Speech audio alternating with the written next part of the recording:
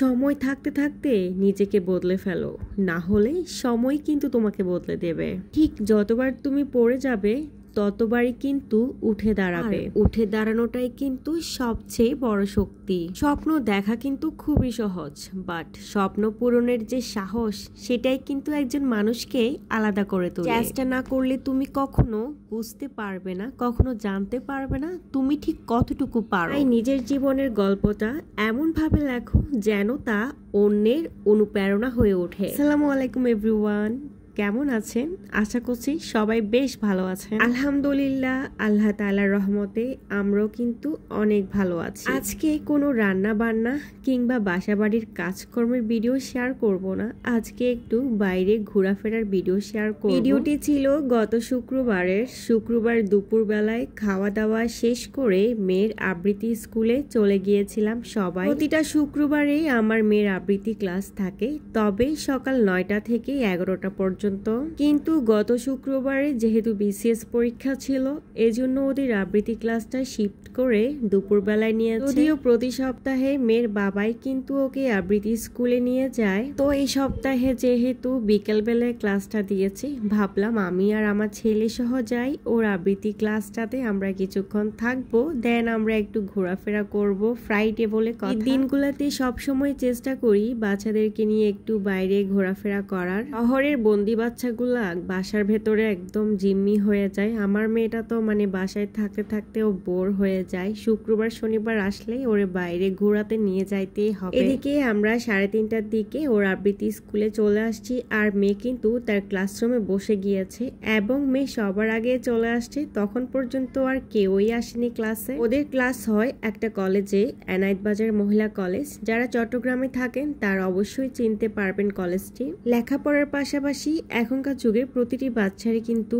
Extra activities গুলা করানো ভালো। ওই আবৃত্তি ক্লাসে একটা জিনিস দেখলাম যে ওখানে সবাই হিন্দু, মুসলিম নাই বললে চলে। কি আমার আব্বাজানরা দেখেন, তার দু চোখ ভরে ঘুম আসছে, কিন্তু সে ঘুমোচ্ছে না, সেও জাস্ট এনজয় করতেছে, কলেজে আসছে বলে কথা। এদিকে অনেক বছর পরে কলেজ ক্যাম্পাসের ক্লাসরুমে এভাবে হাঁটতে পেরে আমি তো নিজেকে নিজে হারিয়ে ফেলছি। মনে পড়ে গেল সেই কলেজ লাইফের কথা।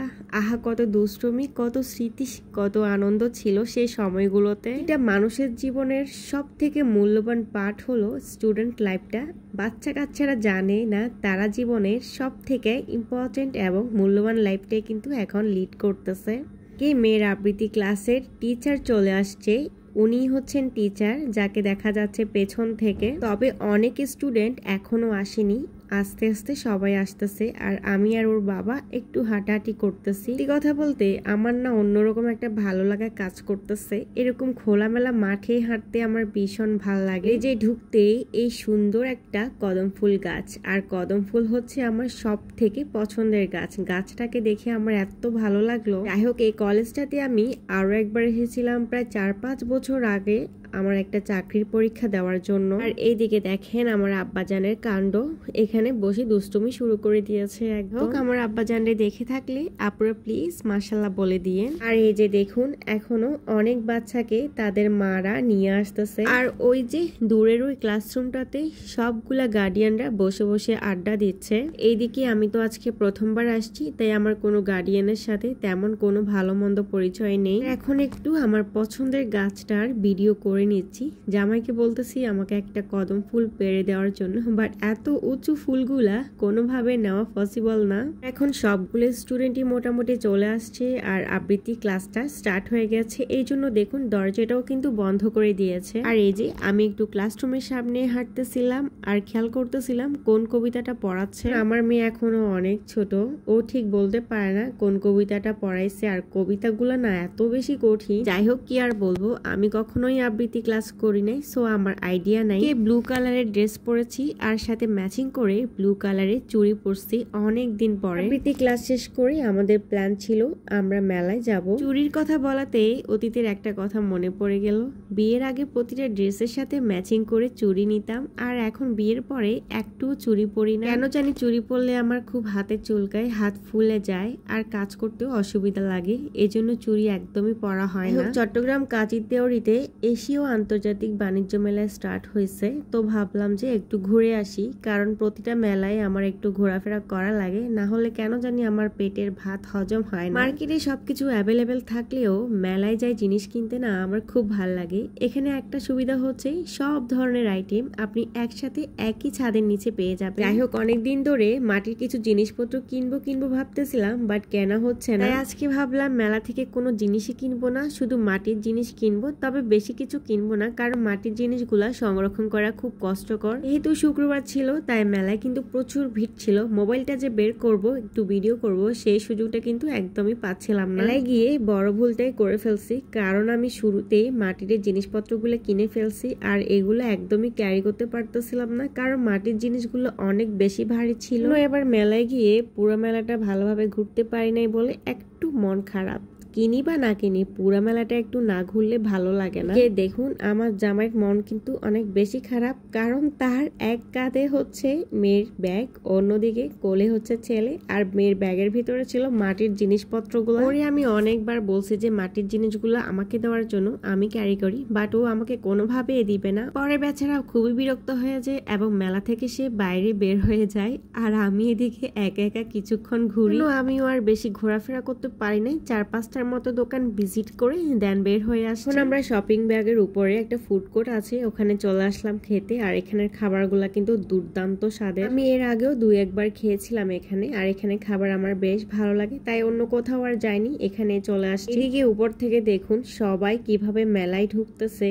আস্তে আস্তে মানে যত সন্ধ্যা হচ্ছে, রাত হচ্ছে, তত বেশি কিন্তু মানুষ বাড়তেছে। জামাই খাবার অর্ডার করতে গিয়েছে, আর এইদিকে আমার খুবই ঘুম আসতেছিল। দুপুরবেলায় জাস্ট 5 থেকে 10 মিনিট হইলেও আমার ঘুমোতে হয়, না হলে আমার মাথা টাথা সব ঝিনঝিন করে। আর আমার মেয়েকে দেখুন, তার মুখটা বাঁকা করে আছে, সে চাইতেছে আইসক্রিম খাওয়ার জন্য। তবে ওর একটু ঠান্ডার সমস্যা ছিল, এজন্য ওকে আমি আইসক্রিম খেতে দিই নাই, তাই ও মুখটা এভাবে কালো করে রাখছে। যাই হোক, আমাদের খাবার চলে আসছে, আর খাবারটা কিন্তু খুবই মজার ছিল। মেনুতে 4টা আইটেম ছিল।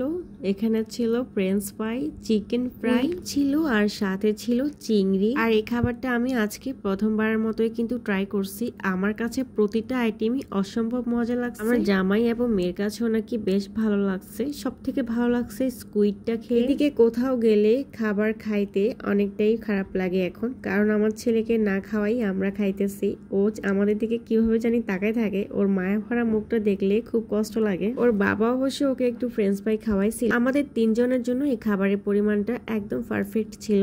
এটা দুজনেও খেতে পারবে, আবার চাইলে একজনেও খেতে পারবে, তবে আমরা 3 জন খুব ভালোভাবেই খেয়েছি। আর পাশে ছিল প্লে জোন, আর আমার মেয়ে তো কান্নাকাটি শুরু করে দিয়েছে। ও যেভাবে হোক ভেতরে ঢুকবে। ওরা টিকিট কেটে মেয়েকে ভেতরে পাঠালাম, আর আমরা দুজন বাইরে ওয়েট করতেছিলাম। একা ভেতরে ঢুকে আমার মেয়ে প্রথমে কান্নাকাটি শুরু করে দিয়েছে, পরে যখন অন্য বাচ্চাদেরকে দেখে তখন একটু স্বাভাবিক হয় আর নিজে নিজেই খেলতে শুরু করে। এইদিকে আমার ছেলেও বাইরে থেকে কান্নাকাটি শুরু করে দিয়েছে, ওর বোনকে ওখানে দেখে ওরও যাইতে ইচ্ছে করতেছে। বাচ্চাদের আনন্দ দেখতে ভালোই লাগে। আমি দাঁড়ায় দাঁড়ায় অনেকগুলো ভিডিও করতেছিলাম, বেশ ভালোই লাগছে। এবার একটা ছোট্ট রিকোয়েস্ট করি আমার আপু ভাইয়াদের কাছে, এই পর্যন্ত যদি ভিডিওটি দেখে থাকেন আর লাইকটা দিতে যদি ভুলে যান, তাহলে প্লিজ লাইকটা দিয়ে দেন আপুরা, কারণ আপনাদের একটা লাইক না আমার ভিডিওতে শেয়ারের কাজ করবে, আমার ছোট্ট চ্যানেলটাকে এগিয়ে যেতে সাহায্য করবে। আমার সাপোর্ট আর ভালোবাসা পেলে আমিও একদিন আপুদের মতো অনেক দূর এগিয়ে যেতে পারবো, সেই আশাই করি। আর আমার ভিডিওর যদি কোনো অংশ ভালো লেগে থাকে তাহলে আমার চ্যানেলটি সাবস্ক্রাইব করে আমার চ্যানেলের পাশে থেকে যেতে পারেন। আমি প্রতিদিন আমার ডেইলি লাইফটাই কিন্তু আপনাদের সাথে শেয়ার করে থাকি। কথা বলতে বলতে তো ভিডিওর একদম শেষ পর্যায়ে চলে এসেছে, আর এই যে দেখুন না ভিডিও শেষ হয়ে যাচ্ছে, আর আমার মেয়ের খেলাধুলা কিন্তু এখনো শেষ হচ্ছে। যাই হোক, আমার বেবিদের জন্য দোয়া করবেন আপুরা। সবাই অনেক অনেক ভালো থাকবেন, সুস্থ থাকবেন। আজকের ভিডিওটি এই পর্যন্তই ছিল। নতুন ভিডিওতে আবারও দেখা হবে আপনাদের সাথে, আবারও কথা হবে সবার সাথে। সে পর্যন্ত সবাই সুস্থ থাকুন, ভালো থাকুন। আল্লাহ হাফেজ।